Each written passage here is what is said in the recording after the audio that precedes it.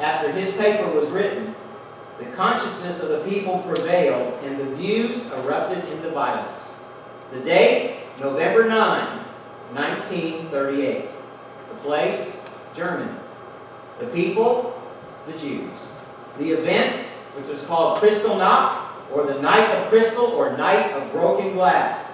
The destructions and flames engulfed these buildings and people like a lion taking its prey.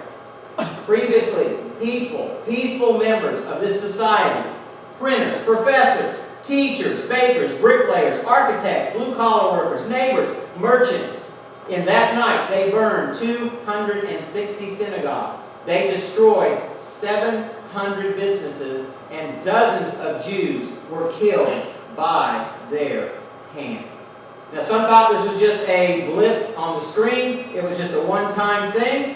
But as you know, that this took off and became a hurricane of destruction, which resulted in 10 million Christians and 6 million Jews exterminated. The person who wrote that dissertation 10 years before, his name was Willem ten Boom. You ever heard of his sister? Corrie ten Boom. It was her brother who wrote about this 10 years before. Sad part is, this country was filled with churches and cathedrals. The nation used to take the gospel to the world. You had the Lutheran Church, which went out in different places. 70% of this nation claimed to be Christian, but many people had moved beyond the traditional beliefs, and they were more self-professed as spiritual. And so they were not following Christ in any particular or theological way or spiritual sense. Most were not even reading their Bibles personally or attending churches that taught the Bible and taught biblical understanding. And the Christian core beliefs and ideas and truths had been gutted and abandoned as a whole, and unfortunately the cultural leaders followed suit and started teaching these things. And the Word of God was important, but it had been decimated to the point of it didn't mean a thing. Now, we're talking about ideologies and things that are, and we're getting to Mark, okay? We're going to get there. But the ideologies are, there's basically, that ideology of genocide came from Adolf Hitler. He's the one that instigated the whole thing. The army and the nation's people put it into practice. Then we saw in Russia, Lenin and Stalin, about Marxism, they destroyed more people than fascism did. And then you see Mao Zedong in China, even more people than that part of Marxism did. All these works were ideologies, and basically they resulted in the death and destruction instead of life. Remember we looked at, let's see, it was John 10:10. We talked about Satan. Basically Jesus said, Satan, he came here to kill, to steal, and to destroy. That is Satan's mission. And that's what's happening with these ideologies. These ideologies start in the schools, they go to the universities, they go to the edges of the culture, and then millions of people adopt this ideology and unfortunately put it into action. Basically, Satan is blinding the minds of people because when you get away from the post-Christian, post-truth ideas, where are you going to go? But unfortunately, what's happening now is we see the same pattern that in Germany, we're seeing it right here in our country. We have basically the schools that once trained people to serve God and basically go into Christian service. They are now denying and destroying their own foundations. Yale, Princeton, Harvard, all these schools were founded on Christian principles to train people in the Bible. And now, basically, the Bible and Christian principles are basically ignored. Students know little of anything about the alma maters and their Christian heritage. And they largely ignore Christianity and or consider it a danger to society as a whole. And that idea has taken root, that Christians basically are posing a danger to our society. And their curriculums and their cultures have become anti-Christian, just like in Germany. You ask some people who go to college now, ask them, when you talk about the Bible, if they are not put down, if they are not discriminated against, if they are not made fun of, because of their beliefs and their stand for what they believe in. Ask them. Ask your students. Ask them about the situations at school that they have to encounter. I had it at the College of Charleston back in 1974 to 78. People were starting to really degrade Christianity and those beliefs in the classroom setting from the teachers themselves. And it's just escalated from there. George Marsden, he's a researcher, and he documented that a gentleman named Timothy Keller, who is a noted Bible scholar and teacher, was slated to receive an award from Princeton University. But Princeton revoked the award he was scheduled to receive simply because of this, because of his biblical position on sexual morality. And Princeton said, nope, we rescind this award. We're not going to give it to you because of what you think about sexual morality as the Bible teaches it. And somebody wrote, this may mark the completion of post-truth term in the American Ivy League schools. When they did this. The post-truth maturity in the U.S. will not be good. It may be different from what happened in Germany, but it's still not going to be good. Right now, in America, 70% of the people claim to be Christian, but only between 7 and 20% actually practice what they believe. A lot of people have abandoned this stabilizing center. The Christian values, they're no longer the driving or influencing ideas in shaping our culture. Take church attendance. Now, that's just one way to gauge it. When I came back to when I came back to America, people were talking about church attendance. Now, when I grew up, if you were a regular attender, when were you here? Sunday morning, Sunday night, and Wednesday night, and any time else there was something going on. You were a regular attender. Okay. Now people tell me a regular attender might show up once or twice a month. Maybe. That's a regular attender. A casual attender maybe 2 to 3 times a year. And a attender maybe once a year. So the definitions have changed. So here we are. And so our ideologies, they're basically a system of ideas and ideals, especially one which forms the basis of economic and or political theory and policy. And these things right now are at war in our world. These ideologies, these things that we think about. Basically, we have truth-based versus post-truth. And that's what we're seeing the battle with in the USA today. Now, this research pointed out many younger people, millennials.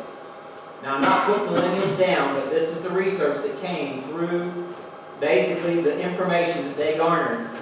Many millennials have a swing preference now to a Soviet socialist instead of basically a Soviet socialist idea instead of American capitalism. 70% no longer believe that democracy is necessary to accomplish the goals of having a better society. 70%, folks. And this voting bloc, these people coming up will start to gain momentum. It said even in the 2020 election. Folks, what year are we in right now? 2019. In 2020, we're going to start seeing the effects of that ideology that's gotten in and basically being carried through. And so you're going to see where democracy and capitalism are not favored, where socialism is more grasped. I like that idea. Remember 2016 elections? Oh man, that was like 30 years ago, right? Bernie Sanders, remember him? One of the people running. You know his platform, right? You remember his platform? Free college, free this. All these things. Basically, it sounded like socialism, and it was. Bernie Sanders garnered more votes from the millennial generation than either Hillary Clinton or Donald Trump combined. So you see where this is going. They are going to become a formidable voting bloc. And what they're going to vote for is eventually going to happen. And basically the difference is, can you guess this? The difference is generational lines. Here's where we're at. You have the older, the truth-based people versus the post-truth. And so it's going to fall along generational lines. But the problem is, what's happening to the truth-based population right now? That's right. The truth-based population is checking out. They're hitting their expiration dates. They're passing away. It's just the natural way of life. So you have the younger ones coming up. But did you realize, I didn't know this, that the millennial generation is actually numbers is larger than the baby boomers. And so you've got this generation coming. So, but not only are you seeing this in the United States, but we're seeing other things happening in the world. In China, you have a hybrid ideology of basically Marxism and communism, but basically and capitalism put together. Because they see what capitalism can do, but there's still Marxism influencing that nation.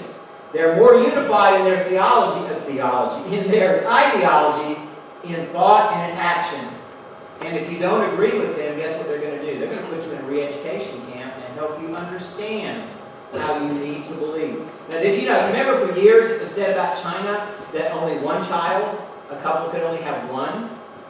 Guess what ban was lifted off in 2015? The ban on the limited number of children. Now they can have many children. Also, I was reading an article one day that not only is that ban off, but what's happening now is by the year 2020, every person in China will be under national surveillance. Every single person. They can't get away from it.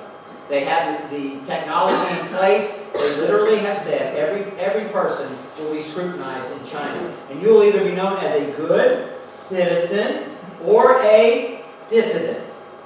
And the dissidents are going to suffer. The good citizens are going to get privileges. The dissidents won't get much of anything.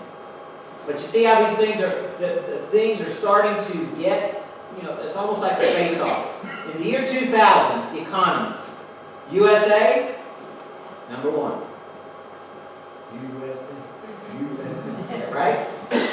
Japan was number two. The UK was UK is Great Britain. Just want to make sure. And France was number 4.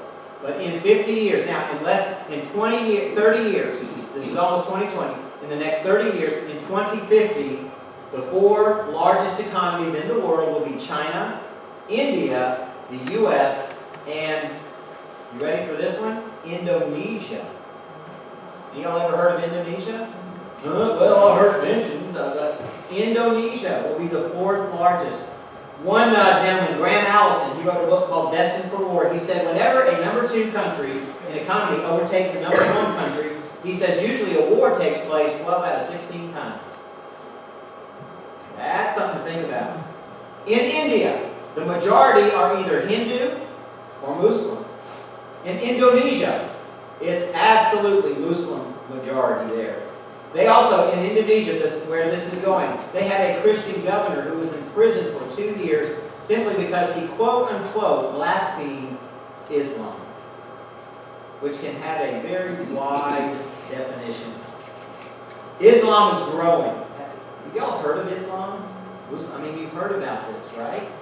Islam is growing. They are averaging 220 million births per year within Islam. Right now, Christian countries, 230 million births per year. Basically, Islam is almost birthing as many people as there are in the United States or Russia every single year.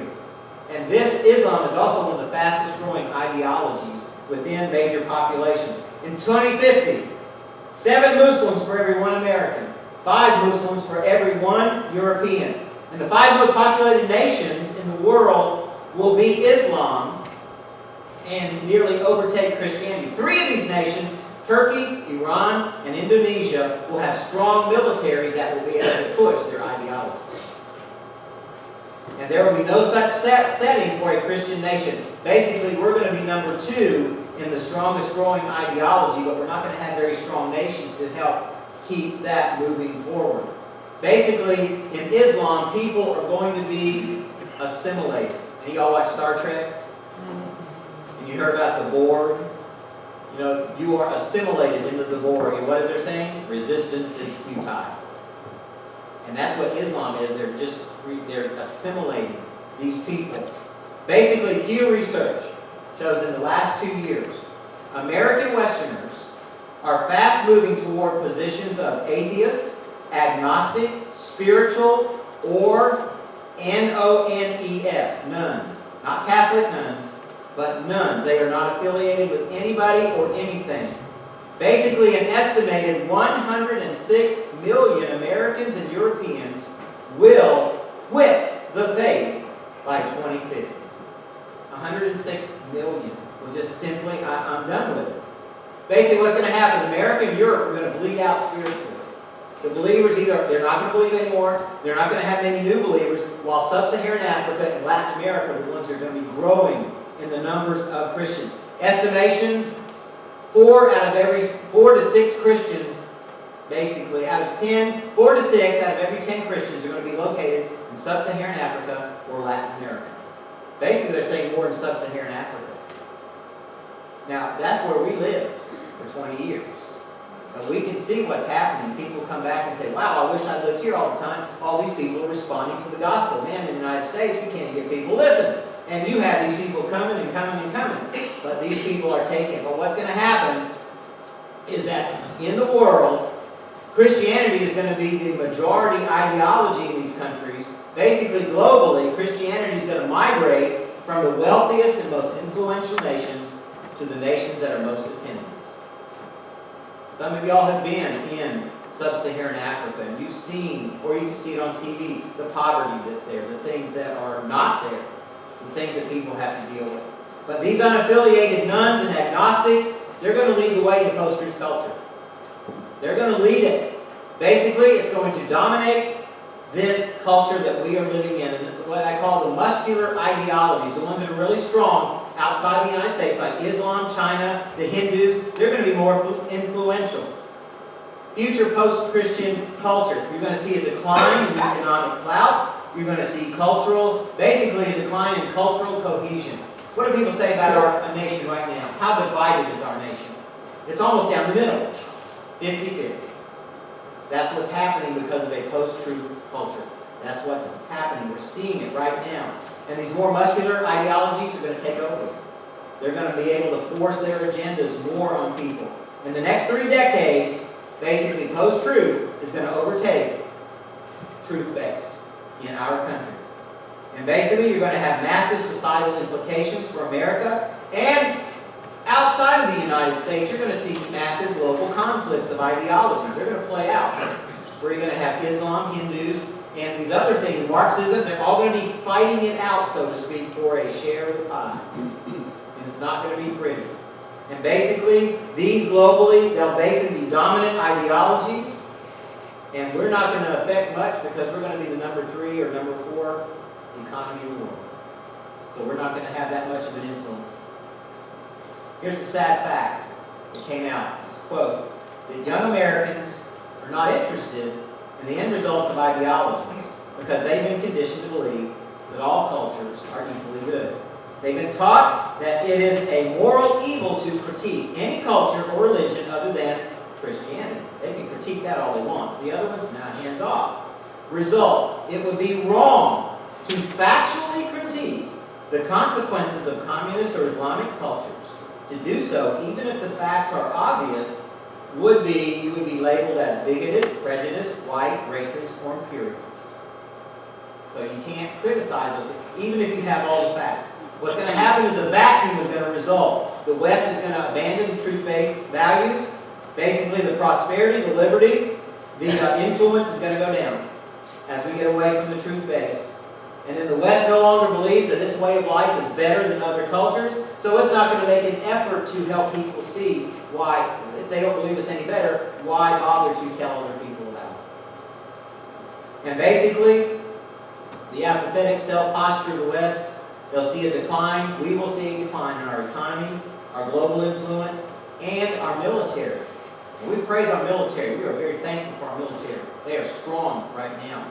But statistics are coming through now that literally one-third of the people who are eligible to go into the military are at that age, 1/3 either cannot pass the physical requirements or the drug testing to get into our economy, into our military. 1/3 right now. And they're saying that this number might escalate even more as the years go on. So what's going to happen? Our military is not going to be as strong as it once was because we're not going to have the people there. 40 years of abortions and decreased population in the West, it's going to affect us, and it's already affecting us. Many migrants. Now we're talking about the immigration issue. Many of them don't come in and assimilate into the society. Many of them now are coming in. They want to change everything. They want to make it fit their picture, not come in. Remember, we are a nation of immigrants. When they came in the 1800s, 1900s, people came in, but they were looking for a good place to come and get a better life. And they assimilated into the country. We are now American citizens. But many people who are coming in, we don't want anything to do with that. We want all the benefits, but we don't want to come into the society and help make it better. We just want to get the benefits from it. Not all of them, but many of them are coming in like that. And so you're going to have a struggle between hybrid communism in China, Islam, and basically post-truth and truth-based. No, the truth-based will still hang on as long as they're baby boomers. Right? I'm a baby boomer, okay? Yeah, I wish you'd be quiet. But I'm a baby boomer. As long as baby boomers are here, we're still going to have that truth-based ideology. We're going to kick back a bit and say, hey, that ain't right. That's not right. That's not right. But basically, the battle lines are being drawn. And the real danger probably is going to be the chaos that will occur from absurd post-truth ideology taking over. If there's no truth base, if there's no standard, if there's no plumb line, chaos is going to break out. I went to Tanzania in March of 1994 as a volunteer. I was there for 3 weeks. Basically, Pam got a fax saying, oh, the team from Gainesville has arrived.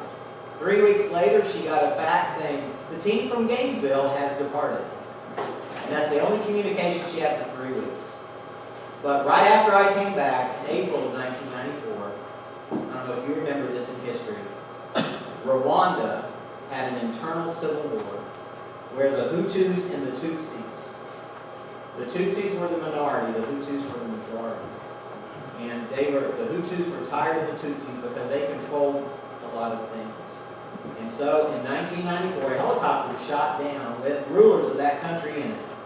And basically what happened was a purge in one nation where they estimate between 800,000 and 1 million people were killed within a matter of weeks.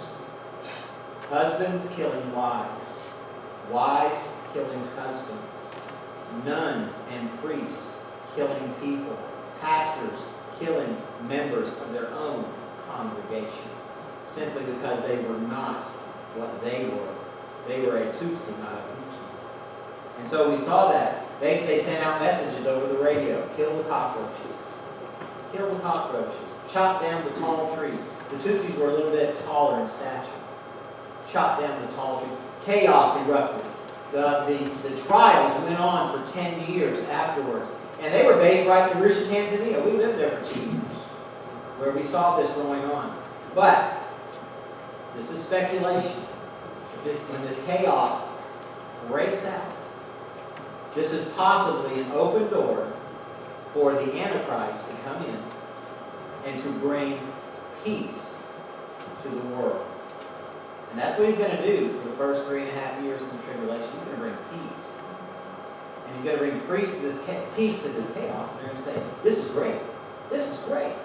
And they're going to follow him. The decline can be slow, fast, we don't know. Right now we have an ignorance of Western civilization. You mentioned Western, and what do people think? Cowboys, Indians, stagecoaches, and whatever's associated with the John Wayne movies, right? All right? But Western civilization, for the most part, is not even being taught in colleges anymore. They're not even touching it.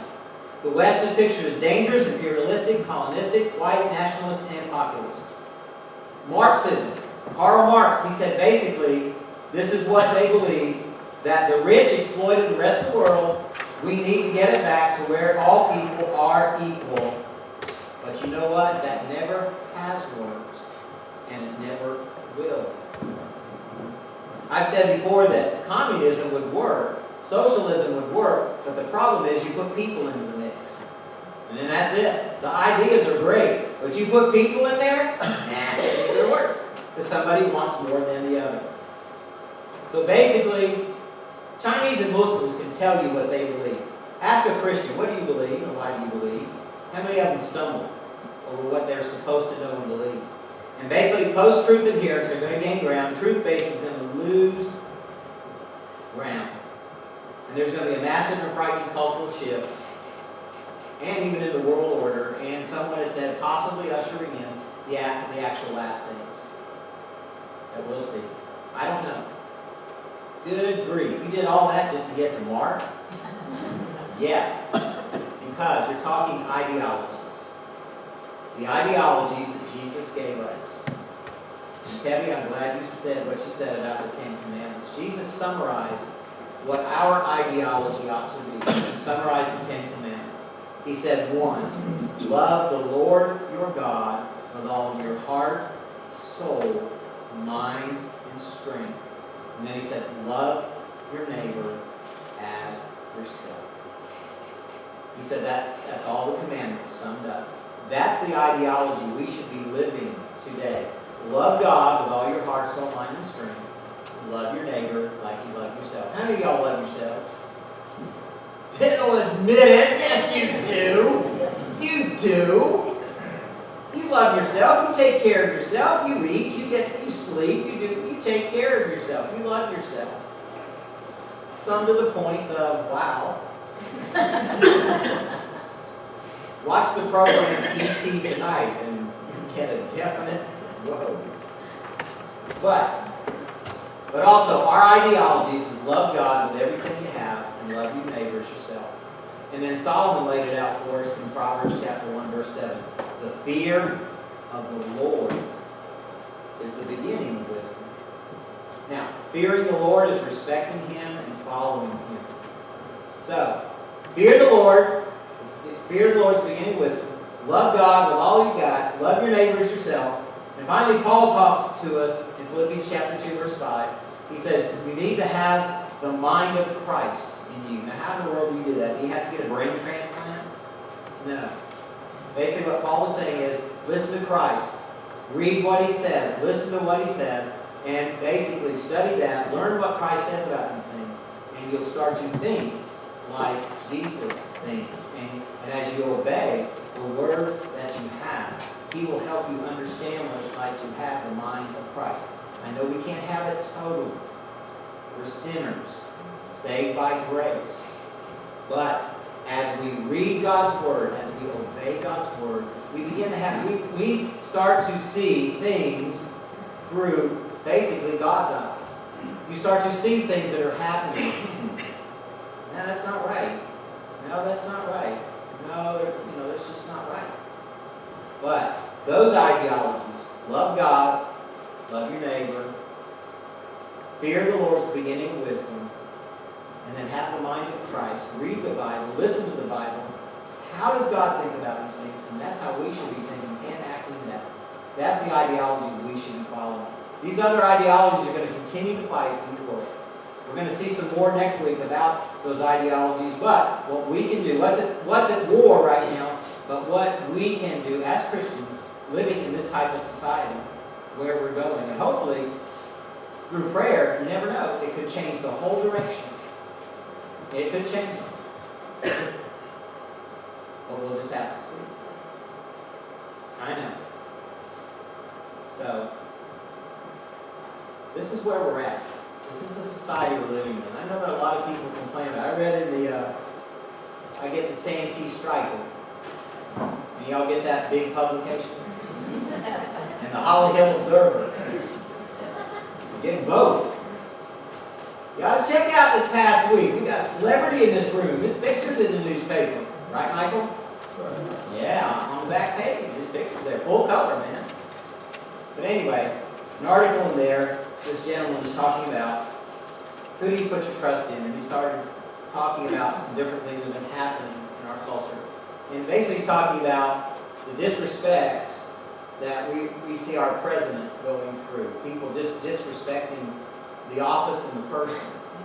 And he talks about it. He said, previous administration, yeah, there was some of that going on. But now it just seems to be so overt. So it's okay to bash the president. It's okay to bash the office of the president going through.